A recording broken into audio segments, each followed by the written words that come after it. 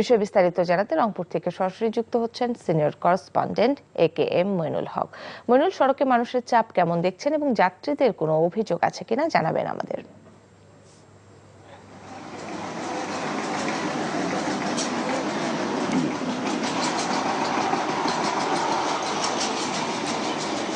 কাকলি ঠিকই বলেছেন, আসলে যাত্রীদের চাপ কিন্তু বেশ আমরা লক্ষ্য করছি গত দুদিন ধরে। আজকেও কিন্তু সকাল থেকে আমি রংপুরের কামারপাড়ায় যে ঢাকা কোচ স্ট্যান্ড এখানে এসেছি। এখন পর্যন্ত এখান থেকে বেশ কিছু কিন্তু ঢাকাগামী, চট্টগ্রামগামী, নারায়ণগঞ্জগামী এবং সিলেটগামী বেশ কিছু বাস এখান থেকে ছেড়ে গেছে।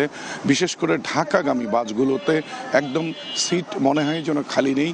এবং আমি যেটা দেখেছি যে যাত্রীরা এখানে আসছেন যারা বিশেষ করে আগে টিকিট সংগ্রহ করতে পারেননি, সেই সমস্ত যাত্রী কিন্তু খুবই বিপাকে পড়েছেন। তারা বিভিন্নভাবে টিকিট সংগ্রহের চেষ্টা করছেন। অনেক যাত্রী অভিযোগ করেছেন যে টিকিটের দামও বেশি নেওয়া হচ্ছে এবং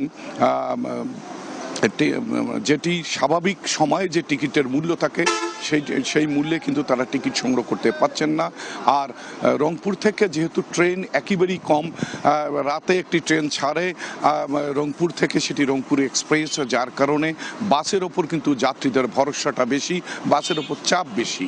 আমি কাউন্টারগুলোতে খবরে নিয়েছি, এখানে বিভিন্ন পরিবহনের কাউন্টার রয়েছে। তারা বলেছেন যে ঈদের আগেই তাদের টিকিট প্রায় শেষ হয়ে গেছে, আর যে সামান্য কিছু টিকিট তাদের ছিল সেই টিকিটগুলো কিন্তু মানে একটা প্রতিযোগিতা চলছে, কারণ যাত্রীদের চাপ বেশি। কাকলি, আরেকটি কথা বলতে চাই, সেটি হলো যে ঈদের দীর্ঘ ছুটির পরে যেহেতু একটা দীর্ঘ ছুটি পেয়েছিল, এই জন্য কিন্তু গ্রামের বাড়িতে, দেশের বাড়িতে ঈদ করতে এবার কিন্তু ঢাকার বাইরে বেশ কিছু মানুষ এসেছিল।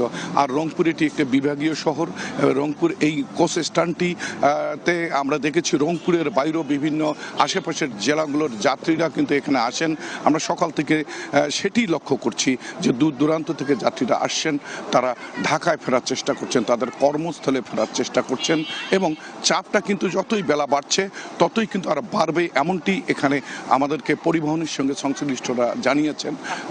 কারণ এখানে মানে যেহেতু দূর দূরান্তের যাত্রীরা আসেন, তারা সকাল 10টা, 11টা, 12টা, বিশেষ করে দুপুরের দিকে আরও চাপ বাড়বে, এমনটাই কিন্তু আমরা জানতে পেরেছি। তবে এখন পর্যন্ত বাসগুলো ছেড়ে গেছে ঢাকার উদ্দেশ্যে এবং বিভিন্ন দূরপাল্লার। এখন পর্যন্ত যে যাত্রীরা এসেছে তারা মোটামুটি যাত্রা করতে পেরেছে। কাকুলি। মইনুল, আপনাকে ধন্যবাদ। দর্শক, রংপুর থেকে ঈদ শেষে ঢাকায় ফেরা মানুষের খবর জানাচ্ছিলেন সহকর্মী মইনুল হক।